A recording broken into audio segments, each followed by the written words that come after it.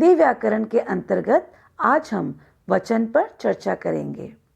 वचन शब्द के जिस रूप से संख्या का पता चलता है उसे वचन कहते हैं। जैसे एक वचन वाक्य है गाय घास खा रही है, उसका बहुवचन हो गया गाय घास खा रही है। इसमें गाय एक वचन है और गायें बहुवचन है। सीता ने गुड़िया खरीदी, सीता ने गुड़िया खरीदी। बच्चा खेल रहा है, बच्चे खेल रहे हैं। उपर्युक्त वाक्यों में गाय, गुड़िया तथा बच्चा शब्द एक का तथा गाय, गुड़िया तथा बच्चे शब्द अनेक का बोध करा रहे हैं। वचन के भेद। हिंदी में वचन के दो भेद होते हैं। पहला एक वचन तथा दूसरा बहुवचन। एक वचन शब्द के जिस रूप से केवल एक व्यक्ति, वस्तु या स्थान का बोध हो उसे एक वचन कहते हैं। जैसे पुस्तक मेज पर रखी है, गुरु सबके मार्गदर्शक होते हैं, लड़का मैदान में खेल रहा है। इनमें पुस्तक, गुरु, लड़का एक वचन शब्द हैं। बहुवचन शब्द के जिस रूप से एक से अधिक व्यक्तियों, वस्तुओं या स्थानों का बोध हो उसे बहुवचन कहते हैं। जैसे कक्षा के पंखे चल रहे हैं, बिल्लियां दूध पी रही हैं, गुरुजन शिक्षा प्रदान करते हैं। इनमें पंखे, बिल्लियां, गुरुजन बहुवचन शब्द हैं जो व्यक्ति, वस्तु, प्राणी आदि का बोध करा रहे हैं। वचन की पहचान। वचन की पहचान दो प्रकार से होती है। पहला संज्ञा या सर्वनाम शब्दों से, दूसरा क्रिया शब्दों से। पहला वाक्य में प्रयुक्त संज्ञा या सर्वनाम शब्दों से वचन की पहचान। वाक्य में प्रयुक्त संज्ञा या सर्वनाम शब्द एक अथवा अनेक का बोध कराते हैं। जैसे एक वचन वाक्य है बच्चा सो रहा है, बहुवचन वाक्य है बच्चे सो रहे हैं। एक वचन मैं पढ़ रहा हूँ, बहुवचन हम पढ़ रहे हैं। इसमें बच्चा संज्ञा शब्द है और मैं, हम सर्वनाम शब्द हैं। दूसरा वाक्य में प्रयुक्त क्रिया शब्दों से वचन की पहचान। जब संज्ञा या सर्वनाम शब्दों से वचन का बोध नहीं हो पाता, उस स्थिति में वचन की पहचान वाक्य में प्रयुक्त क्रिया द्वारा की जाती है।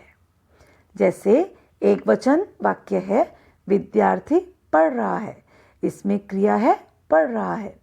इसका बहुवचन हो गया विद्यार्थी पढ़ रहे हैं, जो क्रिया है पढ़ रहे हैं। फिर नेता भाषण देता है और बहुवचन हो गया नेता भाषण देते हैं। वचन संबंधी कुछ ध्यान देने योग्य बातें। पहला, अपने से बड़ों के प्रति आदर सम्मान प्रकट करने के लिए एक वचन के स्थान पर बहुवचन का प्रयोग किया जाता है। जैसे लाला लाजपत राय महान देशभक्त थे, पिताजी आज खिलौना लाएंगे। इनमें लाला लाजपत राय पिताजी एक वचन है, परंतु सम्मान प्रकट करने के लिए हम उन्हें बहुवचन के रूप में प्रयोग करते हैं। दूसरा, बड़प्पन प्रकट करने के लिए भी एक वचन के स्थान पर बहुवचन का प्रयोग किया जाता है। जैसे नेताजी ने कहा हम शांति चाहते हैं। नेताजी एक वचन है, लेकिन बड़प्पन प्रकट करने के लिए बहुवचन का रूप हम की प्रयोग किया गया है। तीसरा, अपनी बराबरी वालों के प्रति शिष्टता प्रकट करने के लिए एक वचन शब्द तू के स्थान पर तुम बहुवचन का प्रयोग किया जाता है। फिर कुछ संज्ञा शब्दों का प्रयोग सदैव बहुवचन में ही होता है। जैसे हस्ताक्षर, प्राण, आंसू, दर्शन, लोग आदि। उदाहरण स्वरूप, जनता ने श्रद्धा से भगवान के दर्शन किए, मैंने प्रार्थना पत्र पर अपने हस्ताक्षर किए। पांचवा, कुछ संज्ञा शब्दों का प्रयोग सदैव एक वचन में ही होता है। जैसे धरती, दूध, दही, जनता, पानी आदि। जैसे नल बंद कर दो, पानी बह रहा है। अभिनेता को देखने के लिए जनता उमड़ पड़ी।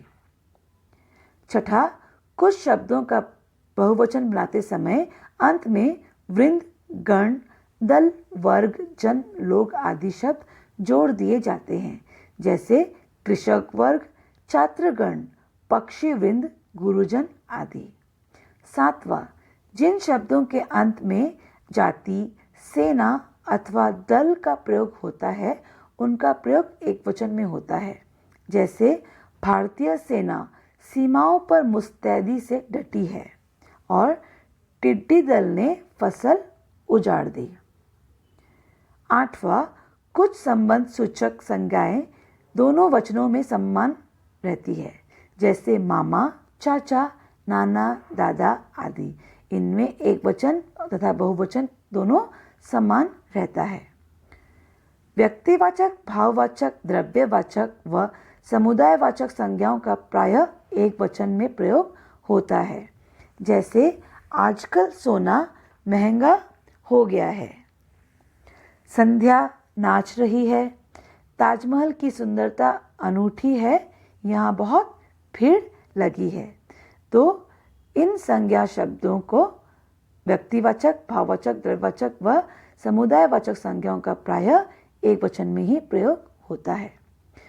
अंत में गाय, भैंस, घोड़ा, गाड़ी, भेड़, बकरी जैसे समस्त शब्दों का बहुवचन बनाने के लिए केवल अंतिम शब्द में परिवर्तन होता है, जैसे कुछ गाय भैंसे सर्दी के कारण मर गई। आजकल घोड़ा गाड़ियों का प्रयोग कम किया जाता है। भेड़ बकरियां पहाड़ी पर घास चर रही है। तो इस प्रकार वचन आज हमने पढ़ा। वचन इन नियमों के द्वारा शब्दों का परिवर्तन किया जाता है। आशा है आप लोगों को वचन समझ में आ गया होगा। धन्यवाद।